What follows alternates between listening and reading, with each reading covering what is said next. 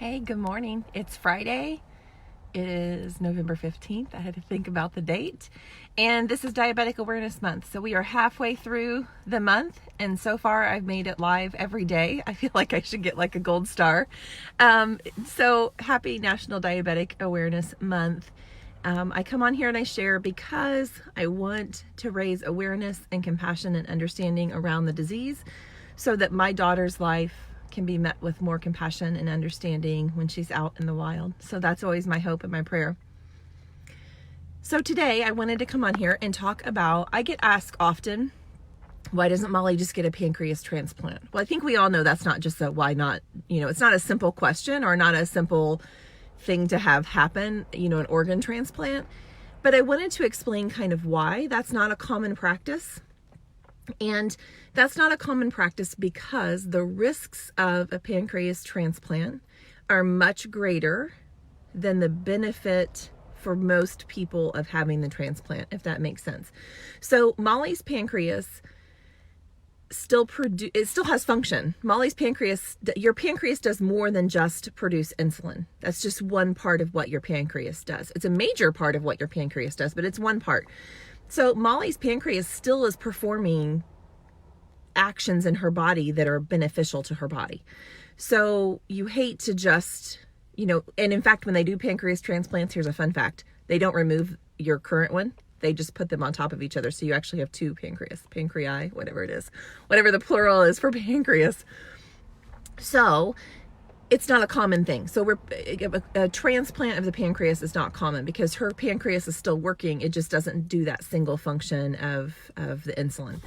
And there are risks to any kind of a massive surgery, the recovery, rejection. There's all kinds of things. So they do pancreas transplants, but it is few and far between. And it's usually because there's some kind of a significant issue going on that deems it medically necessary. The insulin is not working, or someone is like really not feeling their highs and lows to the point where it is life-threatening. So pancreas transplants are not common. It's not something that our endocrinologist has ever even brought up. So that's why I advocate for a cure. Because even a pancreas transplant, it's not a cure. If she would get a pancreas transplant, she would immediately be able to go off insulin. But eventually, 10, 15 years, her body would attack that pancreas as well. So it would be a temporary fix. So that's why it's just not common. It's not a common practice. Here's another thing that I learned yesterday that I did not know. And I thought I would share this because I've been a diabetic mom now for almost 5 years. I did not realize that there's a high probability. I think I read the study, 75% of people that they had tested still produced insulin. So a small fraction, like their body does not produce insulin anymore, but the majority of type 1 people, their body still produces insulin. Here's the cool thing. It's an autoimmune disease, right? So an autoimmune disease basically means your body's waging war on itself. So here's how that applies. So somebody explained it in a mom group that I thought was so I can't take credit for this, but it was a brilliant explanation. So Molly's body still produces insulin, but it gets attacked before the body can use it. So somebody said, think about it like this. Your body produces insulin and it's like somebody standing on the end of a diving board. And then before that person can dive off into the water, a big shark comes up and eats it. So that's what happens in Molly's body. Molly's body still is probably producing insulin, but before that insulin can be used in her body, the autoimmune disease, which is the shark, comes and bites it.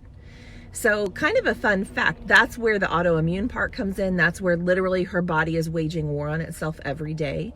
So literally insulin at the end of the diving board, ready to jump off, shark eats it, and it happens over and over again. And that's why Molly doesn't have the ability to create and control insulin in her body, is because it attacks it. So there's a couple fun facts for you. So pancreas transplants are not common. They are a few and far between situation that they approve those or that they deem those necessary.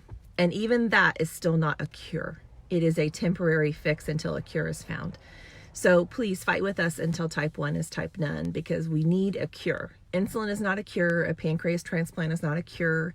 A cure is my daughter having normal body function again, getting rid of that autoimmune disease so that she can operate and function normally without any use of a temporary fix. So a cure is a cure, and we don't have one, and we're not even remotely close to one at this point accessible to all people. So that's why I come on here and share. Happy National Diabetic Month, and I will talk to you guys tomorrow. Thanks for following along.